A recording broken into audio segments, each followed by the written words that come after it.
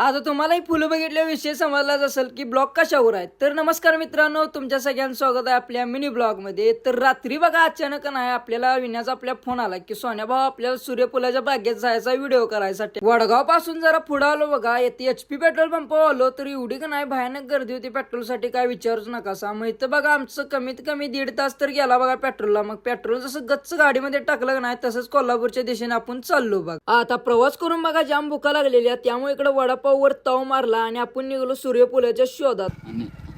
कळशी 3 वाजून बरोबर बघा 10 मिनिटं झालीत आणि आम्ही सकाळी का नाही घरातनं बरोबर का नाही 11ला निघलोय बघा. आणि आपल्याला शेवटी नाही सूर्यफुलाची बाग गावल्या. जास्त उत्साहित आहेत बघा आपली दोघं भाऊ, किती बघा खुश आहेत का नाही.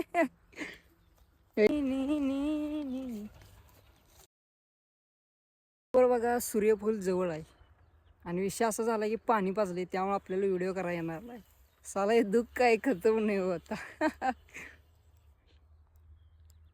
इथं आता बघा जाम लावडाचा विषय झालता, तो म्हणजे इथं राहणार आहे का नाही पाणी पाजलेला. आता आपल्याला इथे व्हिडिओ करायला येणार नाही आपल्याला माहित होतं. मग इथं नाही बघा मित्रांनो, बारीक मध्ये तेवढंच नाही सेल्फी मध्ये टेक घेतला आणि इथनं डायरेक्ट निघलो दुसरीकडे. आता आपण एवढ्या लांब आलोय आणि आपल्याला व्हिडिओ करायला येणार नाही, आज कधीच होणार नाही बघा. बरोबर तिथनं नाही 5 किलोमीटर अंतरावर पुढे आलो. आता जसं पुढे आलो का नाही तसं जागा नाही आपल्याला बघा एवढी सुंदर सूर्यफुलाची बाग बघायला मिळाली. मग इथं आलेल्या का नाही आपण बघा बागेचे जे मालक आहेत का नाही त्यांची परमिशन घेतली आम्हाला व्हिडिओ करायचा. आता आपल्याला बघा त्यांची परमिशन लगेच मिळाली आणि त्यांनी एक गोष्ट सांगितली की फुलासनी हात लावू नका आणि फुलं तोड नका. मग बघा आम्ही कपडे वगैरे बदलून घेतले आणि लगेच इकडे व्हिडिओ करायला सुरुवात केली बघा.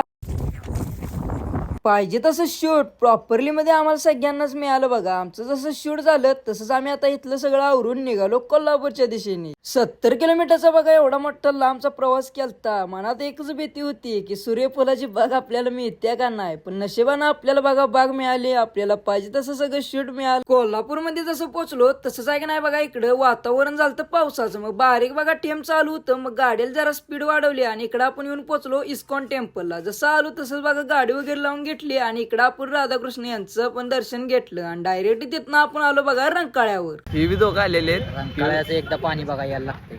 मित्रांनो व्हिडिओ जर आवडला असेल तर व्हिडिओला लाईक करा, कमेंट करा, शेअर करा आणि जाता जाता आपल्या भावाला फॉलो पण नक्की करा. आता भेटू आपण पुढच्या ब्लॉग मध्ये.